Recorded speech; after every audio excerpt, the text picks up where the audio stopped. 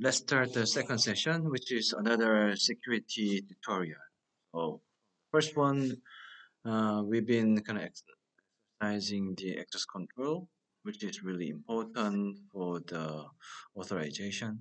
And in this session, we're going to have a tutorial on SSL TLS over oneM2M. And as in motivation, so high confidentiality in oneM2M is really requested by the users, which uses oneM2M APIs for their service implementation. So devices are kind of requiring that requirement, and also the applications. So in oneM2M, there is the mechanism defined how to use the SSL and TLS to do that. And we're going to have the session on this topic.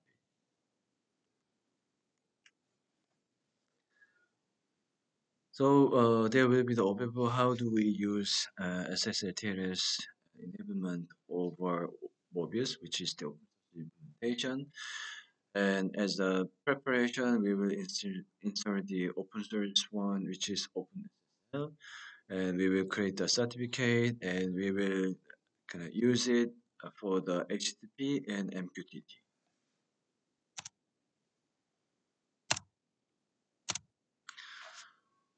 So Mobius, which is one of the oneM2M server implementation of the oneM2M, is providing the confidential communication between Mobius and the other oneM2M applications with the SSL TLS.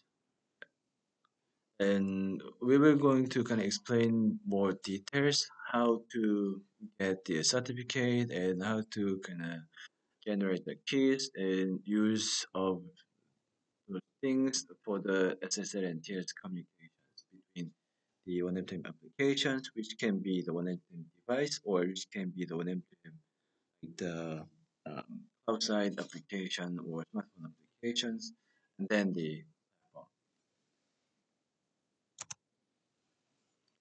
So before we do something by ourselves, let's see the SSL and TLS flow. Um, when if you want the kind of more detailed explanation on different flows or mechanisms for the SSL TLS, then please kind of find other materials from the internet, like the YouTube tutorial. And this is one of the typical way of doing it. And yeah, the first thing or the first procedure to do that is from the client, it will send the client hello message to the server. And there will be the version indicator from the client and also the supported cryptographic algorithms and the data compression methods. And it can be delivered to the server, and server will choose one of them. So it will choose the cryptographic algorithm, and it will choose the session ID for the communication, and it will send the server certificate, including the server's public key.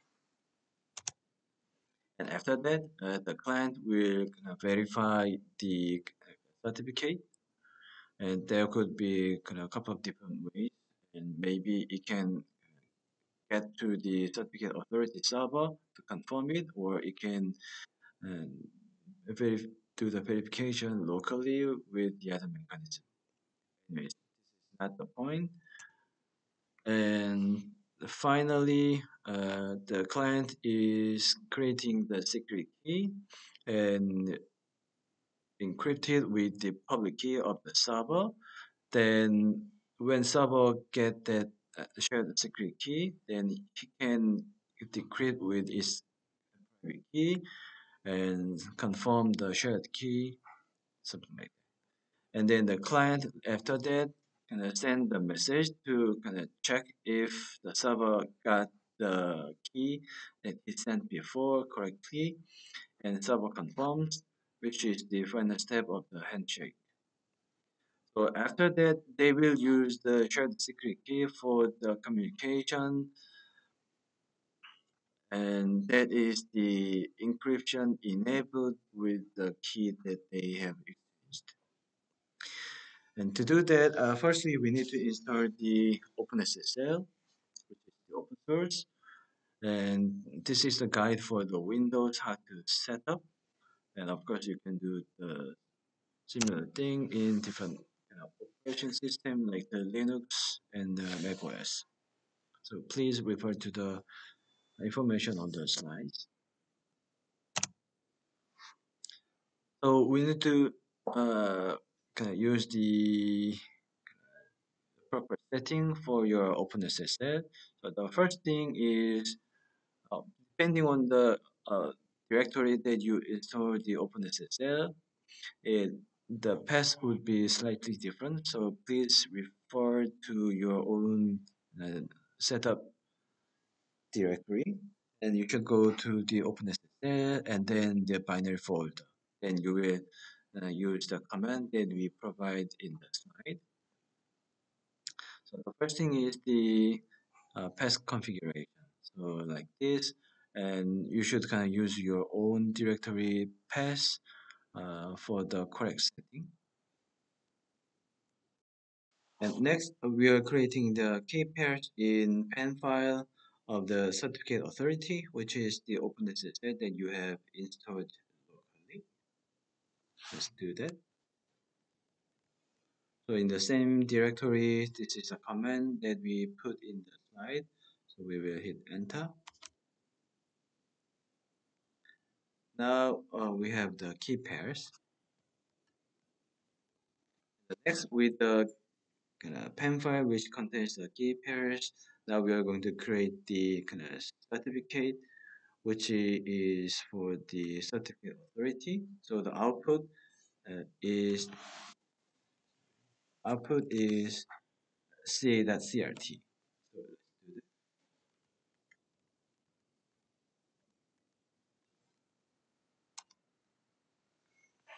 So the country name, in our case, Korea.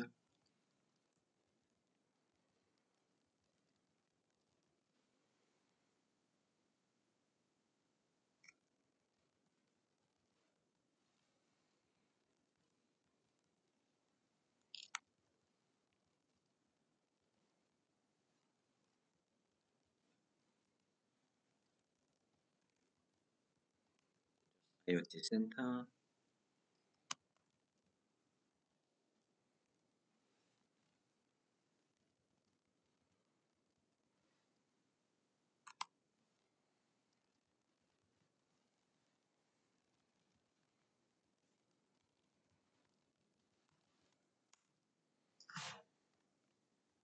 So far, those are the settings for the certificate authority. Now, we are going to do the similar thing for the server.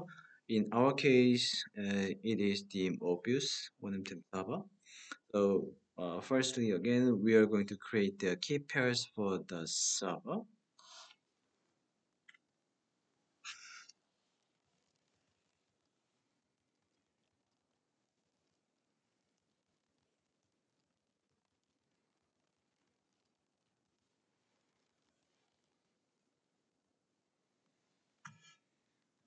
We successfully created the key pairs, and in the next, we will use the server key pen file, which contains the server's key pairs, and we are going to generate the CSR first.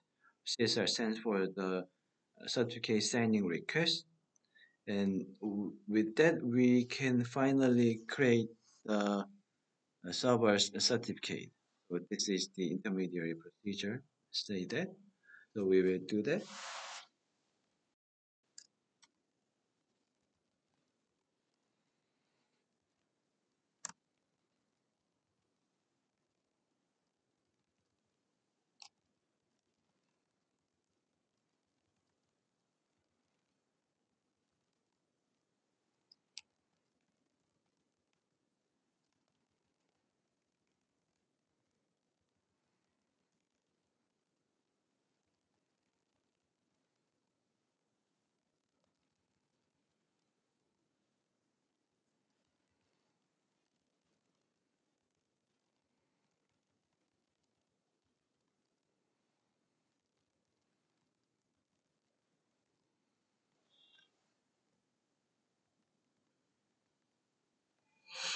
Okay, next with the CSR, the certificate signing request that we just created before, and we are going to finally create the certificate of the server, which is the server.crt command given.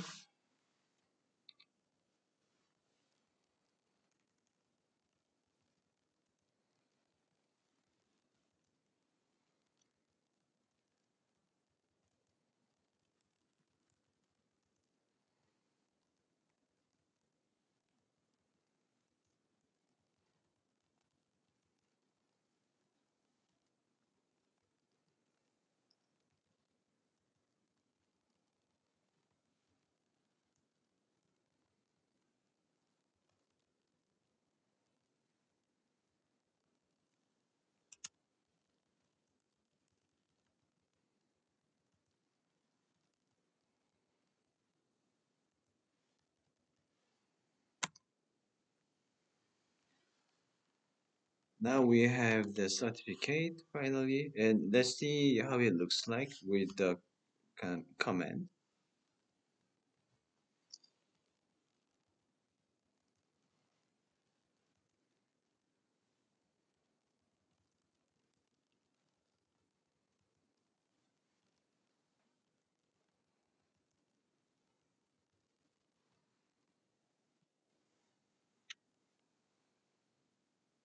Yeah, this is something that we have just created, and now we are going to use the certificates that is generated for the MQTT and the HTTP, which becomes MQTTS and HTTPS, the one-to-one communications between one-to-one applications and the Mobius.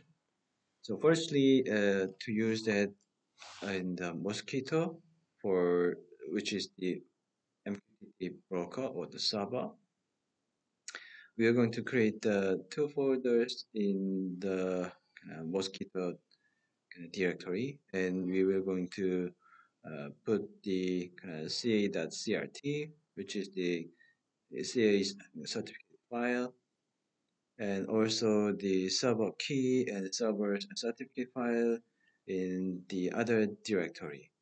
And then the server's certificate is kind of used by the Mosquitto, and of course there will be the certificate authority for the certificate verification.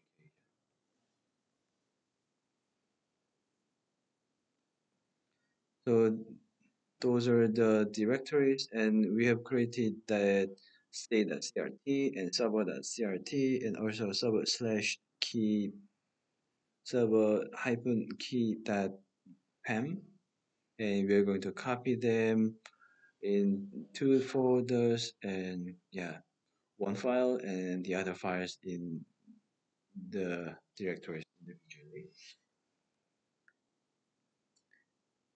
And we should gonna edit the configuration file of the Mosquitto to use the SSL TLS.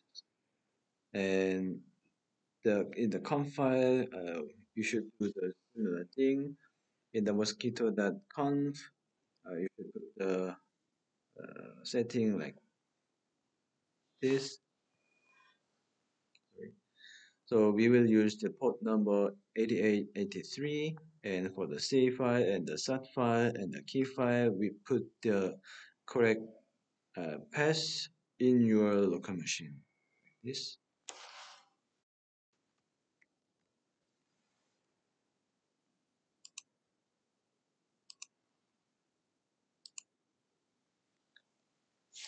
So we are going to the Mosquitto directory, and there's a configuration file.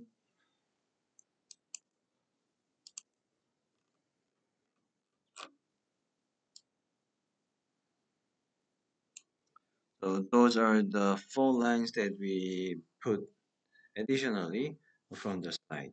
So we should do the same thing.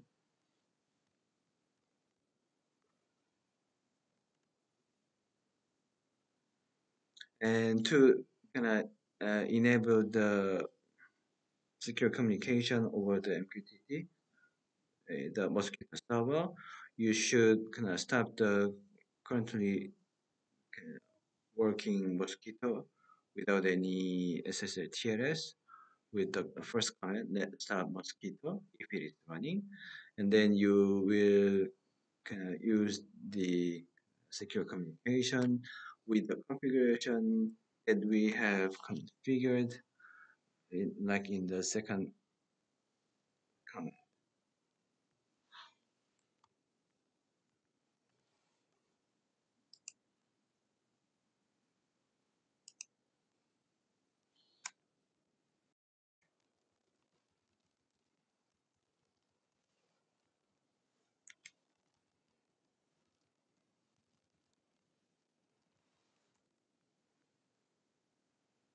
Now we can see that the Mosquitto is running on the other port 8883. Normally, the ordinary MQTT works on 1883. So it should be MQTT now. In the next, we will use the certificate-based kind of SSL TLS to do Mobius. Basically, in this case, HTTP.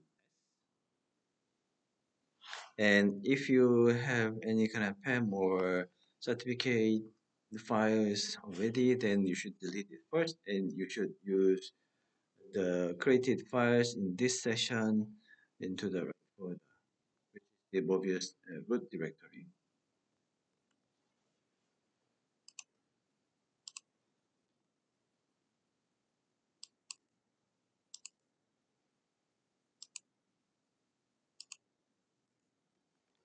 Those are the three files that we just created.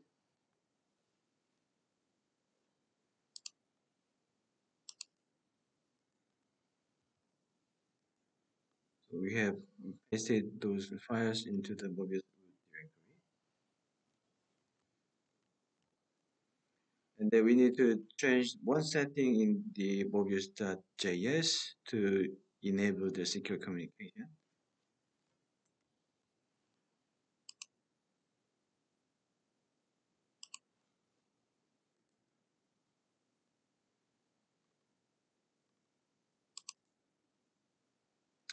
And now we add the enable as the value for the secure communication mode. So we can just run it.